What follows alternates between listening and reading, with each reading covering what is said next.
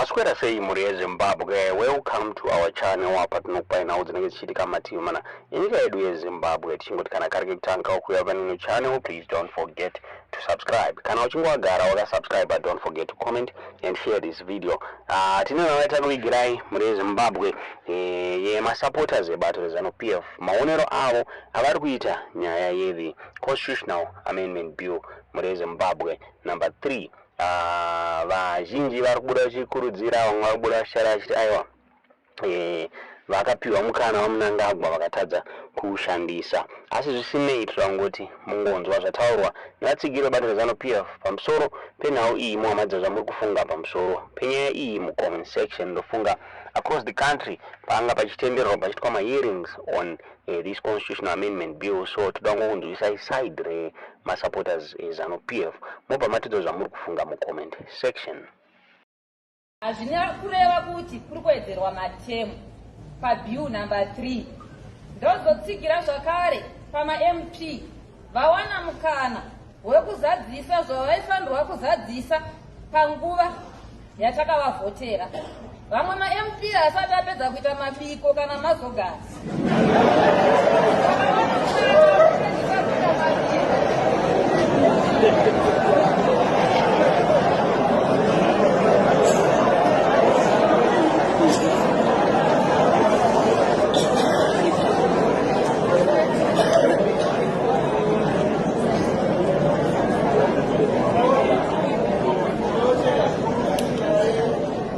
Ndokusaka vakazowedzerwa makore ekuti vapedzise zvirongwa zvavo kuburikidza nekuvavhotera kwatakaita. Kwazouya kuna kansera vakapiwa mukana wekupedzisa mapurojekiti avo. Zvimwe zvaingoperera mukutaura kuti vakuitisai mapurojekiti, asi mapurojekiti acho asingazadziswe. Saka vakapiwa mukana, saka kwakawedzerwa makore. Ndatenda zvangu. Ndinonzwadza chikuru ndogara muno muHarare, ndiri mugare weSouthern Park. Ndinotsigira bill number 3, ndinoitsigira nechekuti madzimambo emukati menzvimbo yenyika ino yeZimbabwe zvizara vanotonga ngavapinde mukati nematongerwo enyika. Ndichiti vanhu ivavo vanototonga zvakare, vanhu vanoita zvinhu zvematongerwo enyika. Kureva kuti havana chinovatadzisa kuti vapinde nezvematongerwo enyika natete. Munhu akawedzerwawo temu anenge ari panenge achitonga 2 years idzodzo tinova nedevelopment munyika medu. Zimbabwe is still a developing country. Saka mutungamiri mwe nemumwe paanenge achipinda pachigaro anenge ane chiunu chake chaanenge ainacho. Mumwe anenge ari vest kumahospitals, mumwe kumachurches, mumwe kumaroads nemumaship. Saka uyu paanobva asati apedza, mumwe opinda akutanga, for example anenge apinde anotanga kuita zvemachechi, temu yake yopera asati apedza popindawo mumwe akuita zvemahospitals. Nyika yedu inova nedisorder. Hazvinyasoonekwa kuti pane zvichiditsi. But makore akawedzera Zimbabwe country very small. Mandara bill number 3 zvinotida kuti changoburitse mari chena maelections.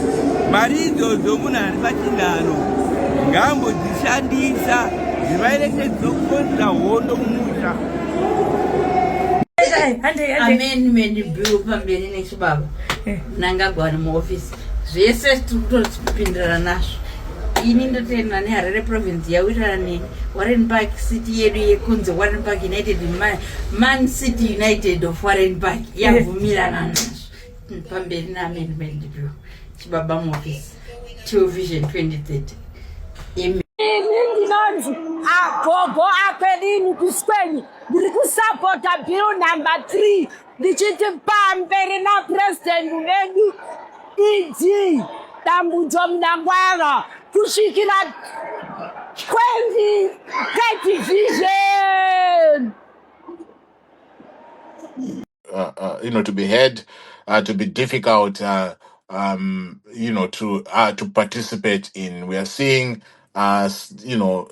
examples where there's violence, there's intimidation, and there's, systematic narrowing of those who are supposed, to be speaking. If you belong to ZANU PF, you can speak. If you don't belong to ZANU PF, you're not speaking. People are being coached. People are going there being there's they assigned the codes for one. In order for one to be chosen, they have to behave in a certain way, etc. And many people are being turned away. People are being buzzed. People that do not reside in areas are being brought in from the outside, and it's just making the whole thing a joke. It is making the whole thing to be a circus, really. And I don't know. Now, there are videos of lawyer Dagino Quartet, who has been, attacked, and we are hearing that journalists have been barricaded in, and they're demanding that, they delete the footage that they captured because they don't want this, to be coming out, etc. I don't think, there's anyone who's committing a crime here by being part and parcel of these, proceedings. The people who are committing crimes are the rowdy ZANU PF, loyalists who are disrupting these, proceedings. And for one to be attempting to be participating in this public, consultation, it's supposed to belong to all citizens. It doesn't have to belong to one party. It doesn't have to belong to a select few. You are seeing them being given, the opportunity. I was speaking to a convener. One of the guys from CDF. And this one, when these guys came in, vanatenda ibiti, vana madhuku vanofadza maere vaenda vakanogara panebhera avo. And when it was time for these time yekuti papiwe contributions, people make their contributions, and mike yatenderedzwa ikaendeswa nekumusoro ikatenderedzwa. This is when people were starting to say kuti ko ipai vanafadza yavo neke vatauro, but ndopauta tizwa hamusi kuzomboifa makaibata neke mike iyo. Saka what kind of a process is this? What kind of a consultation is this? What are we dealing with here? What are we looking at? What is it, that, when you see a lawyer being assaulted for showing up, when you see people from the opposition not being given the opportunity to make, to contribute, this right here doesn't have to be seen, in the eyes ekuti uyu munhu ndo opposition, uyu ndikati ndiningi, uyu haafarire ZANU PF kana chi, because it is all for citizens. That is what is supposed to be happening. Kana mukaona zvinhu zvidaro kuti there is not even any protection. People are not being given, the platform. It can only tell you that this consultation is no longer a right. Ladies and gentlemen, it is now a risk. It is now a risk. Nezvavari kutiitira izvi. Who then gets to speak? And when you see journalists whose role in any situation is to document, to witness, to inform, being stopped from saying don't release footage in Yamatora. Why are you doing these things? When you're blocking my cameras and you're blocking people from living with with their footage, confiscating phones. Daggy Quarter's phone has been stolen.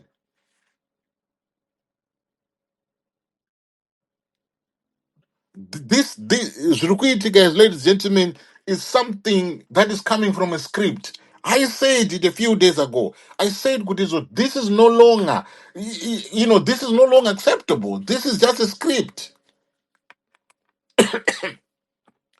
Kudelay kwavakaita kuti vaite these consultations. They were preparing something. There's a deeper crisis here.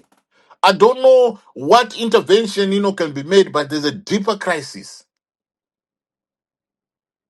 And this process is drifted far from what is supposed to be happening, from the constitutional values it claims to want to uphold.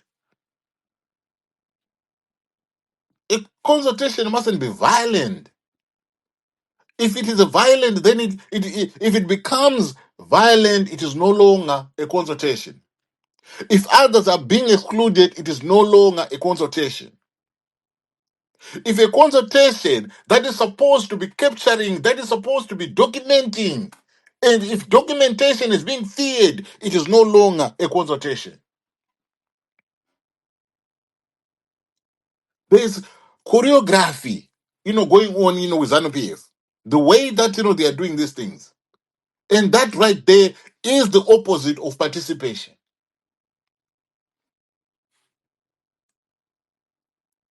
So I'm appealing to folks, who are on the ground. If you've got anyone, Aripo right now on the ground, I'm waiting for people that are supposed, to come in and, give us information. Kudizo, chicha itika, chicha itika. I'm just waiting for the spokesperson with CDF. Kutanga kwanso kuye, that's how it. But if you want to make a contribution, please, request the mic. I'm not going to do much in my opening. Your reaction is what, we are trying to do here. Vacharumbira muri say. Tinani nyamasusa makadii. Mwise makasimba wekoko. Tinotenda introduction yamaita.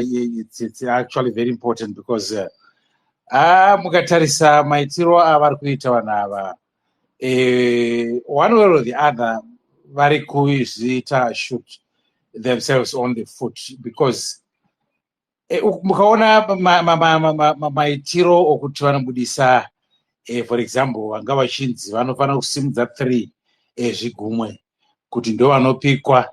That on its own zviri kuratidza kuti kune vari ndo maonero andaita hangu, handisiri kuti ndizvozvo because it's actually very sad kuti vanhu ava ka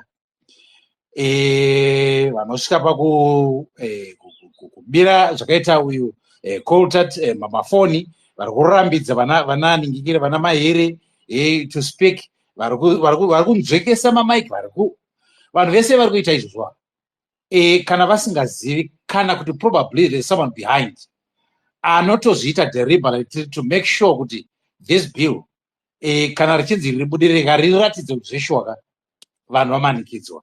Ndio maonero andaita inini because pane zvimwe zvaunyatsoona kuti honestly kana adai ari munhu anoda kuviga kuda kuti ati zveshuwa this bill ratambirwa nevanhu, you don't bus people zviri pachena saizvozvo. Mapostori munoona vakaunganidzwa, pane vamwe vanonzi consultation yapera votorwa vodzoserwa vakunzi chiindai mukati imomo takunoita reshooting muchitaura as if consultation yatotanga.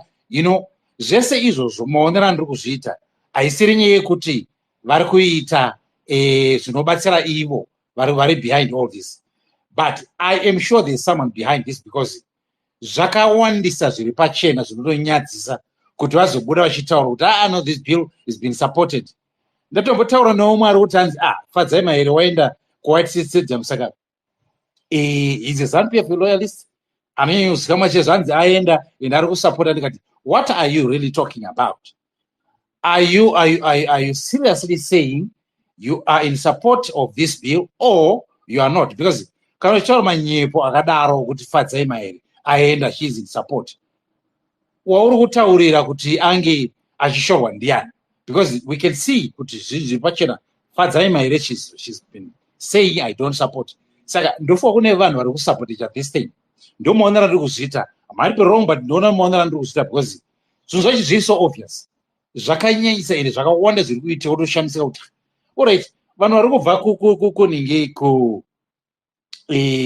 vari kubva kana kuti outside of Ngeta voendeswa nemabhazi kuNgeta. Kana muri muNgeta imi mubulawayo muchida kuita consultations munopinda mubhazi rei? Saka mabhazi ari kubva kupi ende ndiani ari kusponsor, ndiani ari muridzi wemabhazi aya ende ari kubva kana vanoconducta this consultation vanopa here mabhazi aya kuti anga achishandiswa kupinda kwese pane pachiitwa mapublic consultations. Saka ndofungidzira kuti isabotage iri kuitwa. Kana pasi isiri sabotage, isusu vana veZimbabwe tikazobvumira zvinhu zvakadai kufosekedzwa kupasa zvinhu zvakaita seizvi, I'm sure vachaitonga nemuseredzero 2 years dzacho dziri kutevedza vari kuda idzodzo. Thank you so much, MaSupporters, for the opportunity.